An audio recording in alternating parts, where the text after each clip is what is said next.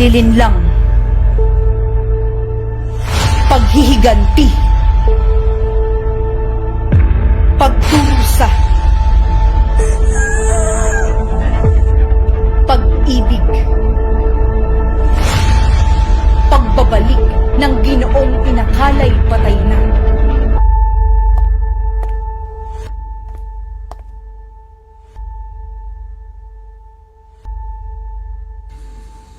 Ginoong Ibarra,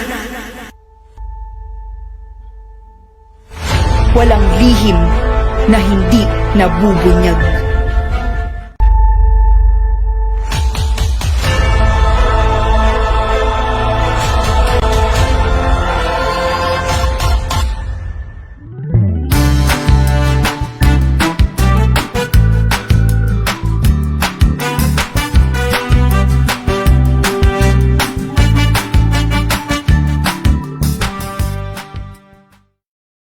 Radyo is always at your service. Kaya naman, ang feedback mo, suggestions nyo ay mahalaga sa amin to improve our programs on air and online. Para alam ni teacher yung strengths as well as the things in your mind na mas makatutulong sa mas effective na pagkatuto sa Teleradyo. Please take time to send your feedbacks via Teleradyo Mu, which you can access by scanning the QR code on the right or typing the URL provided here, bit.ly/3ORVAY9. One more, this time you follow. bit.ly/3ORVAY9. Kaya send your hashtag TBH o hashtag RT dito sa Teleradyo Mu, kung saan ang feedback mo, suggestions nyo ay mahalaga sa Teleradyo.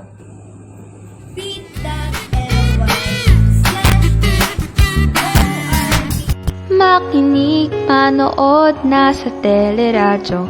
Makinig, manood na sa Teleradyo. Teleradyo, Teleradyo Marcelo. Sa gitna ng mapanubok na panahon, magkahatid at kaakibat ay diskusyon. Sama-sama tayo, kahit magkalayo. Sa programang ito, tiyak ang pagkatuto. Delpilarians, and welcome to Teleradyo Marcelo, ang telearalan ng bawat Maluleño. I'm Richard Martinez, your teacher broadcaster who will be with you for almost an hour today discussion. By the way, how's your day, Delpilarians? Oh, it's nice to hear that. I hope you are all in good health and in good mood as you listen to this learning episode prepared for you. I would like to give you friendly reminders to follow as we go on with our lesson today. First, you should have with you your notebook, ball pen, and calculator if in case that we have a computation for today's session. Second, don't miss any part of our learning episode today. If possible, stay in a place where you will not be disturbed.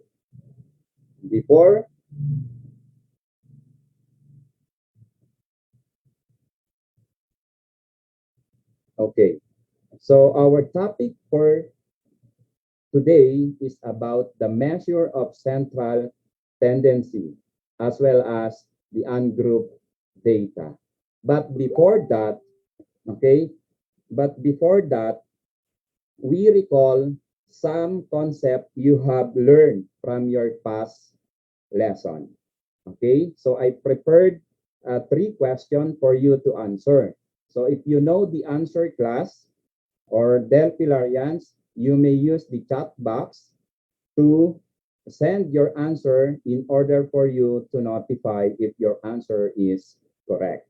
Okay, so I will give you 1 minute to answer this question. Okay, so Annalisa gives a bowl of candies for her friends. Charina received 8 chocolate candies, 6 coffee candies, and 10 caramel candies. Now, here are the questions. What is the probability that Charina will eat chocolate candies or coffee candies? Second question, what is the probability that Charina will eat coffee candies or caramel candies? And the last question, what is the probability that Charina will eat chocolate candies or caramel candies? Okay, Del Pilarians, your time starts now. Okay, once again, use the chat box, okay, to send your answer for us to notify if your answer is correct. Okay, so let us see. Okay, for question letter A. So what is the probability that Charina will eat chocolate candies or coffee candies? So the answer is 7/2. Okay, so to find that, we have the probability of getting chocolate candies is 8/24 plus the probability of getting coffee candies 6/24. Then to sum that, we have 14/24 or 7/12. I do hope so. Donna May de la Cruz, you got the correct answer, 7/12. Okay, for letter A, yes, we have 7/12 by Rochelle Mary Lou. Okay, for letter B, what is the probability that Charina will eat coffee candies or caramel candies? Okay, mga keyboard warriors, Del Pilarians, you have the chance to send your answer for us to notify. Okay, from Althea Gulpan. Okay, the answer is 2/3 for letter B. Althea, let us see if your answer is correct. Okay, so our answer for letter B question is 2/3 or 2/3. Okay, from Ezekiel Jude Rodrigo, so he said that 2/12 is correct.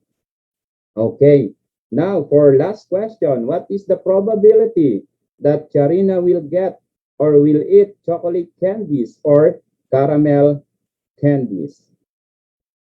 Okay, from Luke Nicolai Fernando. So he said that 3/4. So let us try. Okay, very good, Luke. Okay, so the answer for this is 3/4. Okay, I am pretty sure that you already know what are the previous lessons. Ano? So therefore, we will move to the another lesson for this episode. Okay, so our objectives for this lesson are the following. Okay, so at the end of the learning session, the student is expected to, number one, define the concept related to measure of central tendency. Number two, find the mean, median, and mode of the given set of data.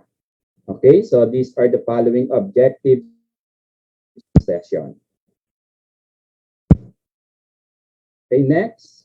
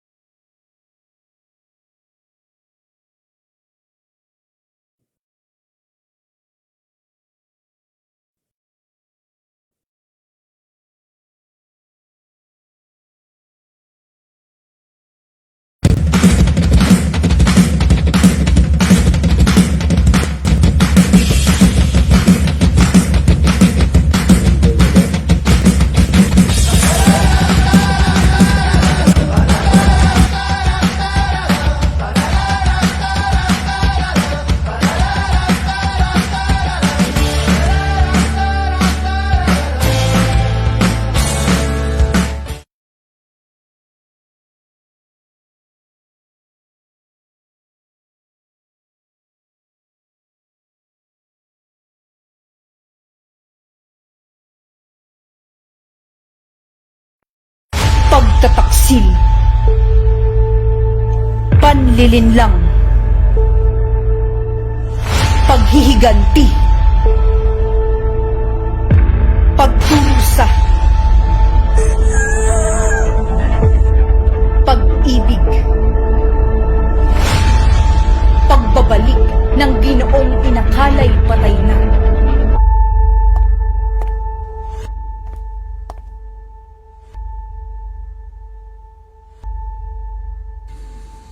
Ginoong Ibarra, walang lihim na hindi nabubunyag.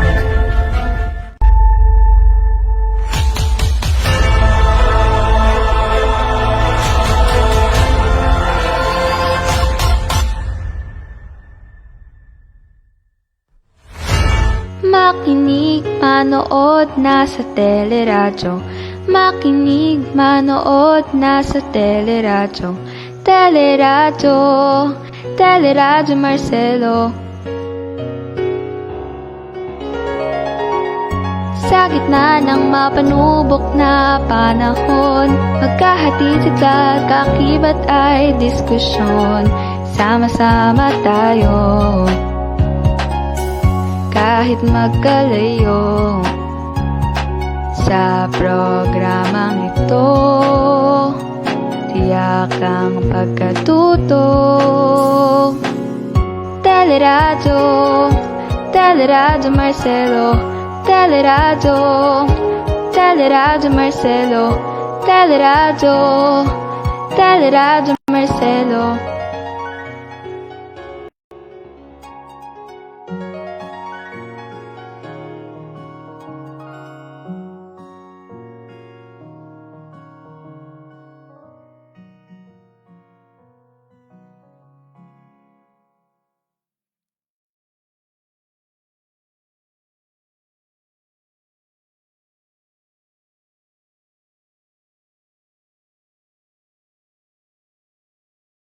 Makinig, manood, nasa teleradyo. Makinig, manood, nasa teleradyo. Teleradyo, Teleradyo Marcelo. Sa gitna ng mapanubok na panahon, magkahatid sa kakibat ay diskusyon. Sama-sama tayo, kahit magkalayo. Sa programang ito. Sorry for that. Okay, to continue our discussion. So, the objectives for this afternoon is about to define the concept related to measure of central tendency, find the mean, median, and mode of the given set of data. Okay, and then what is measure of central tendency? Okay, when we say the measure of central tendency, it provides a very convenient way of describing a set of scores with a single number that describes the performance of the group. Then aside from that, okay, it is also defined as a single value that is used to describe the center of the data. Okay, and then there are three types of measure of central tendency, they're Pillarians. And what are those? Okay, so these are the following measure of central tendency. First, we have mean or average. Second, we have median or middle. And then the third one, we have mode or the most. Okay, so let us discuss it one by one. Okay, mean. So what is mean? The mean or arithmetic mean or average of a set of data is found by adding up all the items and then dividing by the sum of the number of items. The mean also, or the mean of a sample, is denoted by this symbol. Okay, we can read this one as X bar or bar X. Okay? So the mean of a complete population is denoted by this symbol. Okay? This is mu from Greek letter. So take note of these two symbols because along the way, you will encounter that in our discussion. Next, so the mean of ungrouped data is given by the formula. Okay, and then what are these formula? We have x bar equals summation of x all over n. Okay, and then to expand, we have x bar equals x sub 1 plus x sub 2 plus x sub 3 and so on and so forth up to x sub n all over n. Okay, so with that, let us take this given example number 1.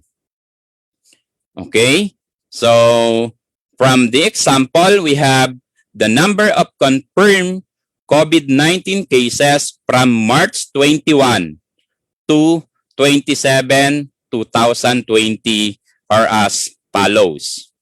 Okay, so we have the set of data 77, 73, 82, 90, 84, 71, and 96. Okay, so to get the mean, we have to use the x bar equals summation of x all over n or the formula of mean.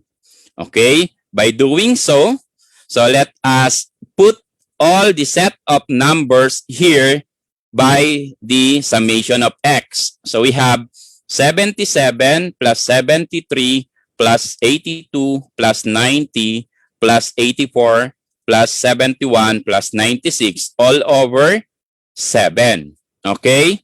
So to sum up that, we have x bar equals 573. Okay? All over 7. And then let us simplify this. We got x bar or mean equals 81.857 or 82. Okay, so from this given class, our mean is 81.857 or 82. Okay, I do hope class or Del Pilarian that it make sense.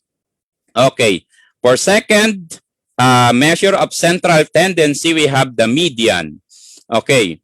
These measures divide a group of numbers into two parts, with half the numbers below the median and half above it.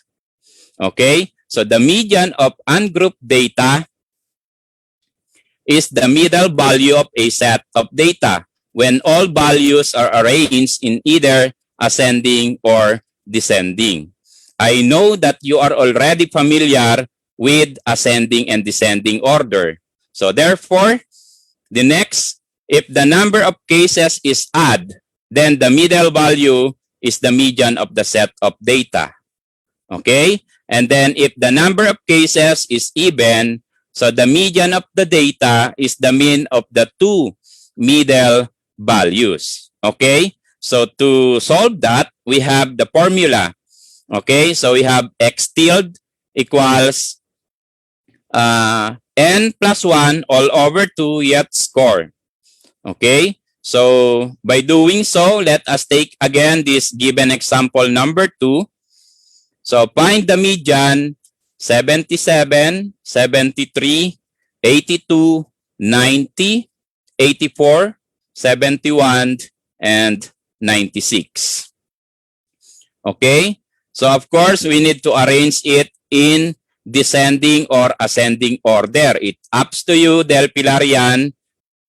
If you want to use ascending or descending, it's okay. Okay? But in this given example, we use in ascending manner or ascending order. So we have 71, 73, 77, 82, 84, 90, and 96. Okay? Then to find the middle value, we have, okay, x tilde or median equals n plus 1 all over 2 yet score. Okay? So, to replace that, since we have 7 set of numbers here, set of data, we have 77, 73 up to 96. We have 7 plus 1. So, we need to replace 7 by n.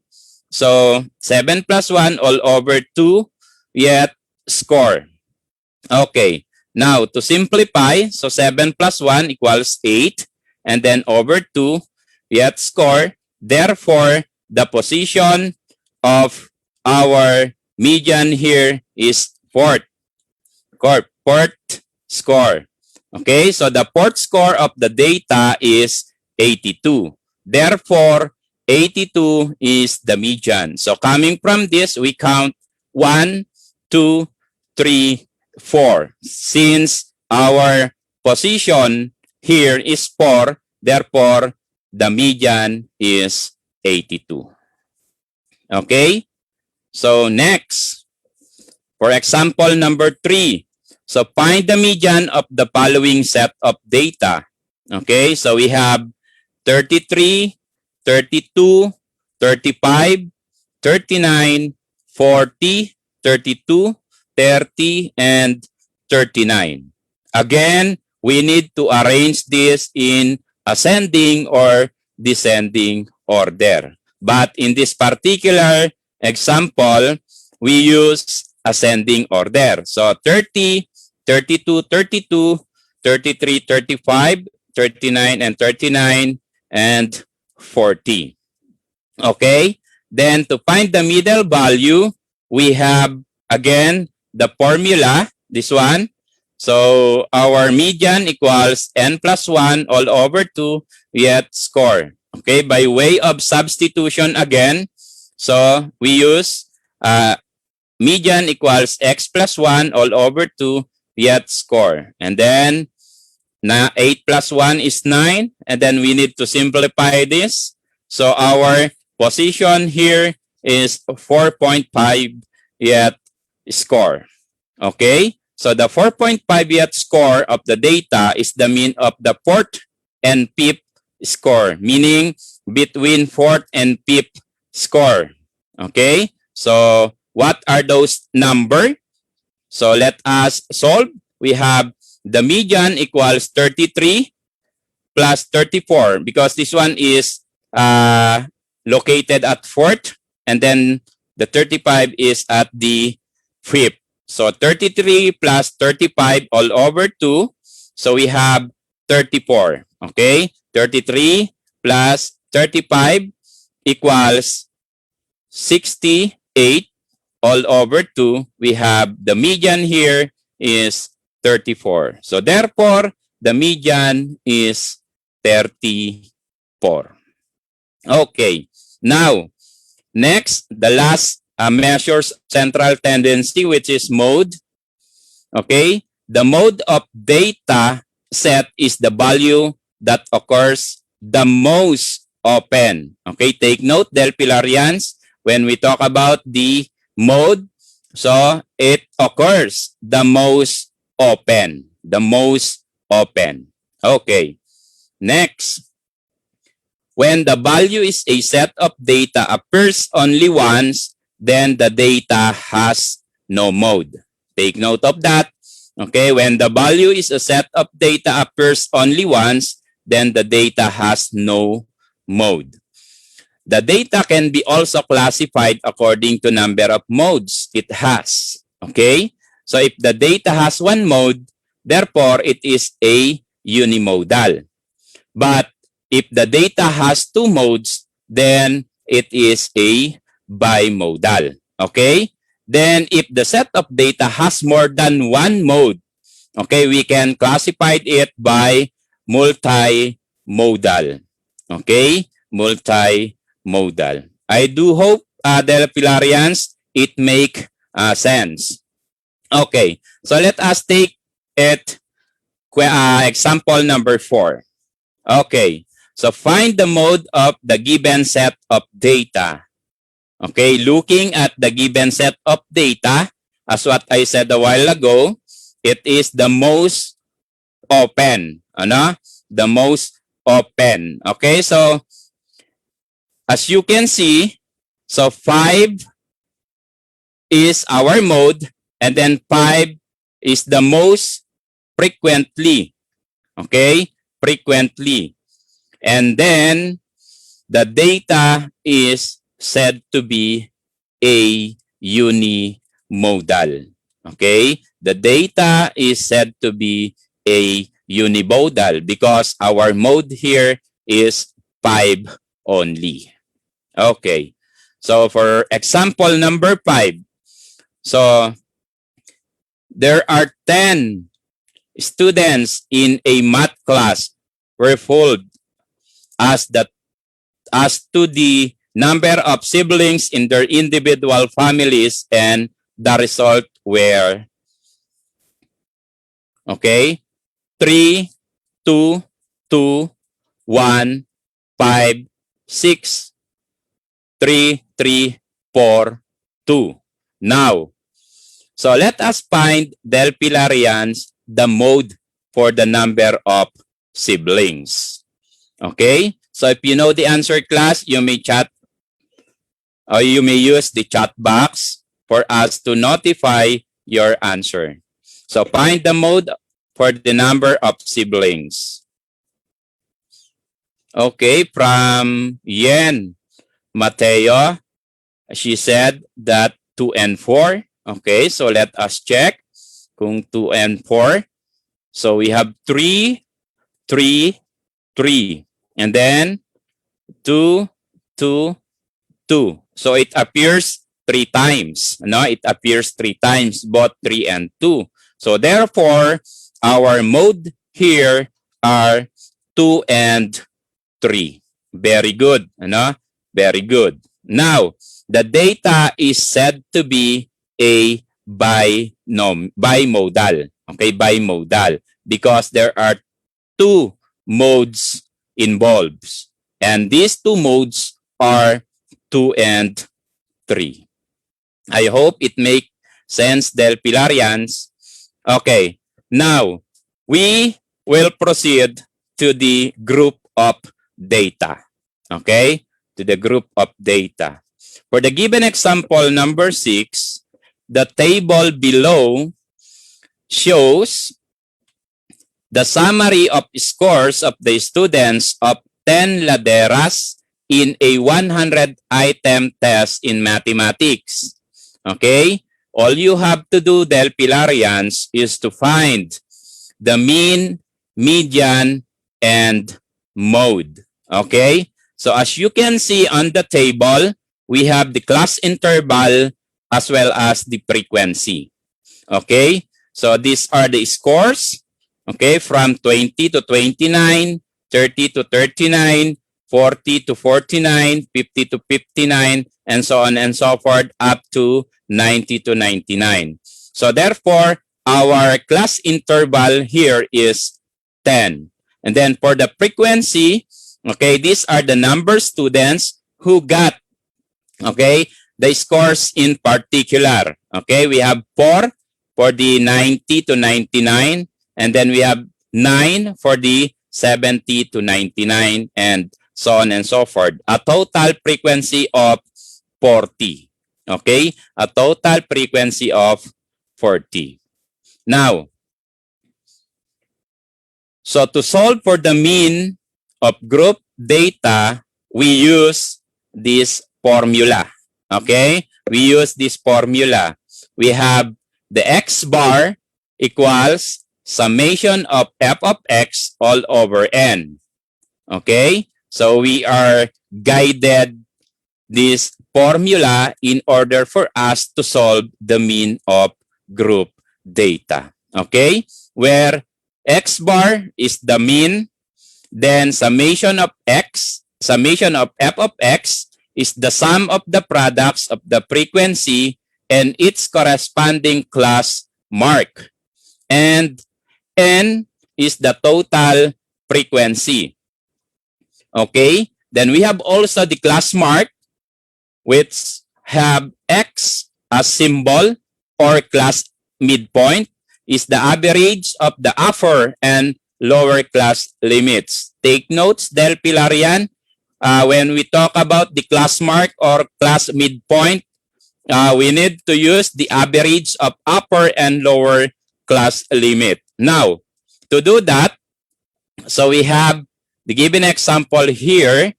So from the table, so let us find the class mark of 90 to 99. So again, let us be careful for this class. We talk about the upper and lower limits. In this case, our upper limit here is 99, and then the lower limit here is 90. And then we get, or we need to find the average. Okay, so meaning we need to add these two numbers. Okay, so 90 plus 99, so divided by 2, so the answer is 94.5. So same true with this. So 80 plus 89 divided by 2, the answer is 84.5. Okay, as we go along, we solve in the same format. Okay, so this one. Okay, and then we have the f of x here. All we have to do to get the value of f of x, we need to multiply the frequency times the class midpoint or class mark. So meaning 4 times 94.5 equals 378. Then 8 multiplied by 84.5, the answer is 676. And when you multiply 9 times 74.5, the answer also is 670.5. And of course, what we did at the first second, we can also do at the last part. Okay, so we have this one. And then, of course, we need to sum up this f of x. So it has the total of 2,710. So therefore, our summation of f of x here is 2,710. Okay, so let us copy and paste this table for us to answer the given problem. Okay, so we have the formula, the x bar equals summation of x all over n. Since we have already the values here, so we need to supply, or we need to replace the summation of f of x all over n. So by doing that, we have 2,710 replaced for summation of f of x, and then n is 40, replace this n, and then we have the x bar equals 2,710 divided by 40. Okay, so we have x bar equals 67.75.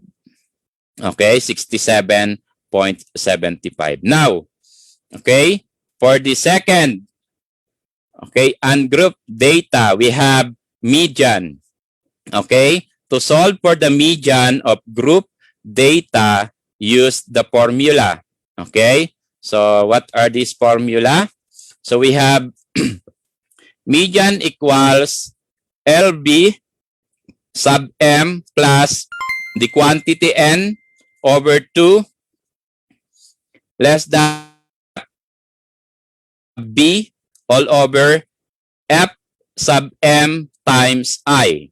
Okay, so where X is median, we have LB sub M is the lower boundary of the median class, and then less than CF sub B is the cumulative frequency, immediately below, lower than the median class.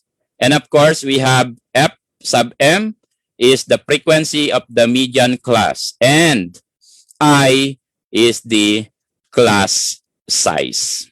Okay, I is the class size. Now, to solve the lower boundary class, okay, let us get the difference between this one, a 90 minus 0.5. Okay? 90 minus 0.5. So the answer is 89.5. So same true. Okay, so 80 minus 0.5, 70 minus 0.5. So as we go along, so same process. Okay, same process. So that would be a lower boundary. And next, for the cumulative frequency. Okay, cumulative frequency. How are we going to solve this one? So we start from the lower or the lowest number, 1. So 1 plus 3 is 4, plus 3 is 7, plus 5 is 12, plus 7 is 19, plus 9 is 28, plus 8 is 36, and of course, plus 4 is 40. Okay, 40. Now, so let us copy and paste again this table. Okay, so this is the table. So the table. So all we have to do is to the median class. Okay, find the median class. Okay, so we have n over 2, and then the value of n here is 40, and then we have the constant 2. So 40 divided by 2 is 20th score. Okay, the median is in the position of 20th score. Okay, so 28 is our median class. And then these are the formula for the median. So we have median equals lower boundary sub m or LB sub m plus the quantity n over 2 less than CF sub b all over f sub m times I. Okay, so using the substitution method, so we need to substitute this. So our lower boundary sub median here is 69.5. Therefore, we put here 69.5 plus then n over 240 divided by 2 is 20. And then our cumulative frequency is 19 minus 19. And then, of course, our frequency median here is 9, this one. Okay, we need to write it 9 times the value of I is 10. Okay, 10. So therefore, we need to solve that. Okay, copy and paste here, 69.5. Then 20 minus 19 is 1 over 9 times 10. We got 1.11. So therefore, we need to sum it up, these two numbers. So our median here is 70.61. Okay, the median is 70.61. Okay, so next, to solve the mode of group data, for the group data, use the formula. Okay, we have also the formula. We have the mode equals the LB sub mode plus D sub 1 all over D sub 1 plus D sub 2 times I. Okay, times I. So, where is the mode? Then LB sub mode is the lower boundary of the modal class. And then D sub 1 is the difference between the frequencies of the modal class and the next lower class. And then D sub 2 is the difference between the frequency of the modal class and the next upper class. Okay, to visualize this, so let us take this problem.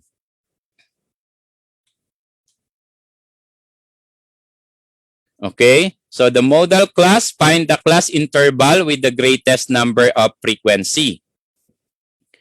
Okay, so as you can see, class, with the greatest number of frequency. So the greatest number of frequency here is 9. So therefore, our modal class here is 69.5. Okay, 69.5. And then, now, we use the formula. Okay, so we have the mode equals LB sub mode plus quantity D sub 1 all over quantity D sub 1 plus D sub 2 times I. Okay, times I. So, by doing so, we have, for D sub 1, we have this one, 9 and 7. So, meaning 9 minus 7. Okay, 9 minus 7. And then, for D sub 2, we have 9 minus 8. Okay, 9 minus 8. To do that, so since as what I said a while ago, 9 minus 7 is 2. So we need to replace 2 for D sub 1. So 2 here, and then copy 2 plus 9 minus 8 is 1 for D sub 2. Okay, then of course we have I here is equal to 10. Okay, so let us solve this equation. So we have 69.5 plus 2 over 3 times 10 is 6.67. So we need to sum up these two numbers. So we have, or we got 76.17. Okay, we got 76.17. Okay, I do hope, class, that it makes sense, the group of data as well as the measures of central tendency. Now, let us do this application. So I will give you time, class, Del Pilarians, to solve this given example. Okay, to solve this given example, and then you may use the chat box also for you to send your answer and to notify as well. Okay, so I will give you 2 minutes to solve this problem. You can also you can send mean, median, and mode only. No, what is the value of mean, what is the value of median, and what is the value of mode from this given problem.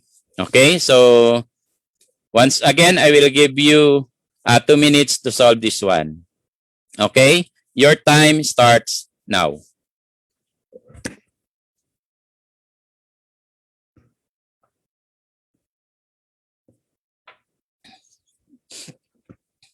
Okay, so while you are doing your task, so I will use this opportunity to say thank you to our master teacher in grade 10, Ma'am Serapia Kaluwag and Ma'am Cristina Laderas, for making this PowerPoint, and of course for guiding us to deliver this this topic. Okay, then I would like to say thank you also to our department head, no other than Dr. Marco Ronel Eusebio. Thank you so much, sir, for this opportunity, and thank you so much for the trust. Thank you. And of course, to the people behind this teleradio, Sir Pau, Sir Makale, Ma'am Hilda, and the rest of the team of Teleradio Marcelo. And then also to Ma'am Bernadette Calonso, thank you, ma'am, for helping me to deliver this episode. Okay, and then of course to our energetic and intelligent principal, no other than Dr. Maria C. Bibo. Ma'am, thank you so much. Thank you, thank you. Okay, Del Pilarians, let us see if your answer is correct. So there are so many chat here coming from Buenaventura. Mean equals 6,716. Okay, sige. We will check it that a while back. Okay, from Okay, Frances Sofia Flores, 6,716 for the mean.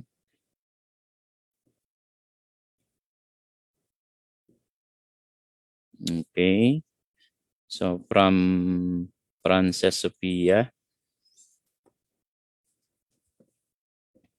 Okay, there are so many Del Pilarians, mga key board warriors, ano? Umuusok ang ating chat box sa kanilang sagot. Okay? From Dominic de los Santos, 6,716.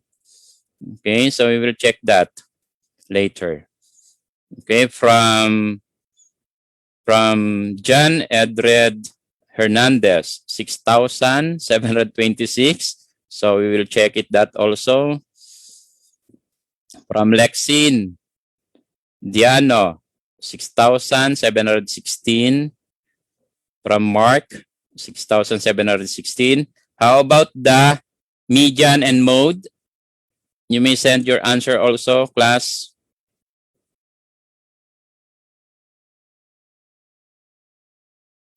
Okay, since your time is up.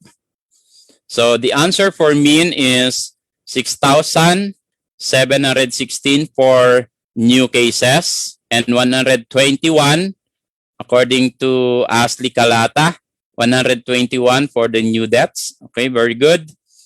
So from Sean Patrick Miguel, median is 6,765 for new cases. Very good. Okay, from Pagia, so 6,765. Very good. And then for the new deaths, we have 107. Okay, for the mode, of course, for the new cases, we don't have mode. And then for the new deaths, we have mode of 94.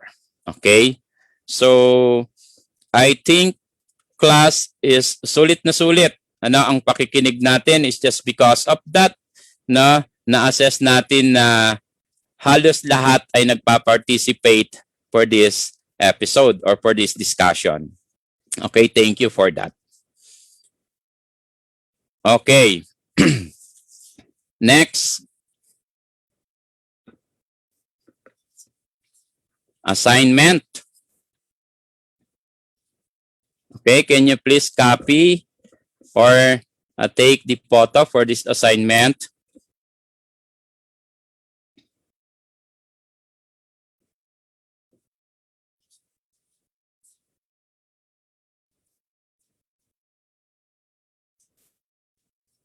Okay, if you are already done with that, so that ends of our discussions for today. So we are again done with another in-depth discussion of our lesson. If there are information that are still unclear to you, don't hesitate to call or text your teacher, in particular in mathematics grade 10, or chat him via Facebook or Messenger. Okay? So stay tuned for our next episode. Before I say goodbye, be inspired by this quotation, Del Pilarians. If people do not believe that mathematics is simple, it is also because they do not realize how complicated life is. That is according to John Von Neumann. Okay, with that, I say thank you for listening. Stay safe, Del Pilarian. And once again, this is Richard R. Martinez, your teacher broadcaster for this episode. Thank you so much and bye-bye.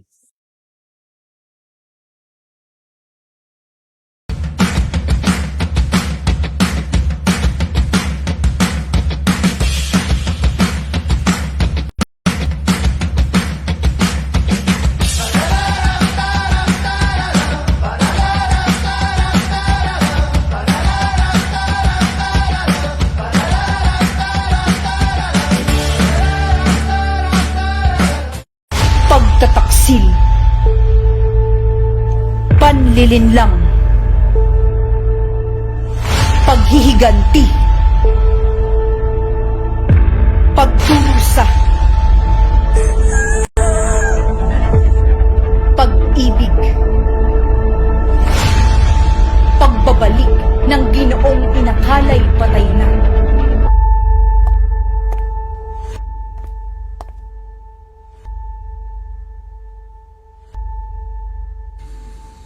Ginoong Ibarra, walang lihim na hindi nabubunyag.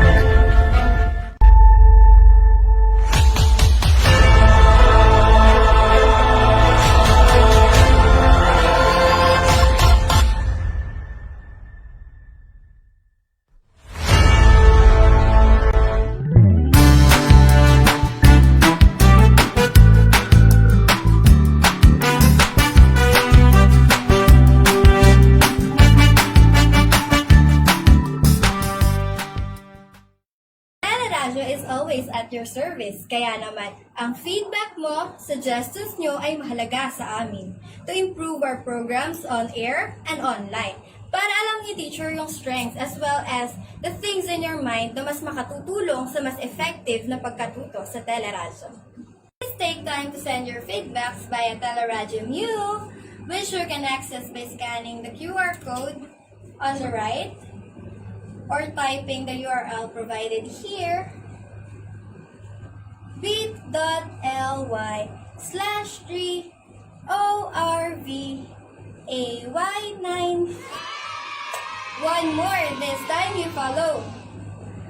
bit.ly/3ORVAY9.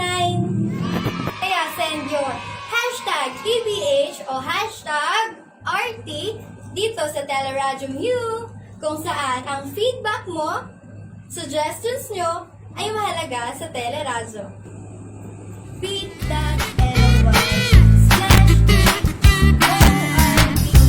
Makinig, manood na sa Teleradyo. Makinig, manood na sa Teleradyo. Teleradyo, Teleradyo Marcelo. Sa gitna ng mapanubok na panahon, magkahatid sa kakibat ay diskusyon. Sama-sama tayo, kahit magkalayo. Sa programang ito, tiyak ang pagkatuto. Teleradyo, Teleradyo Marcelo. Teleradyo, Teleradyo Marcelo. Teleradyo, Teleradyo Marcelo.